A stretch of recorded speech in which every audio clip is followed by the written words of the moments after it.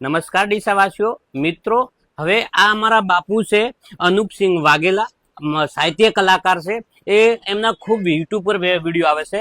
અને મિત્રો, એમનું આજે પ્રોગ્રામ છે ભરતમાં, તો અમારી દુકાને મુલાકાત લીધી, અમને બહુ આનંદ થયો. આ અમારા બાપુ આવ્યા છે. શું કહેશો બાપુ અમારા વિશે? સારું, તમારું કાર્ય મને બહુ ગમ્યું. અને હું અહીંયા આવ્યો હતો, મારા મિત્ર મદારસિંહ મને અહીં લઈ આવ્યા કે મારા મિત્ર છે ને તમારી દુકાનની મારે મુલાકાત થઈ, મને બહુ મજા આવી.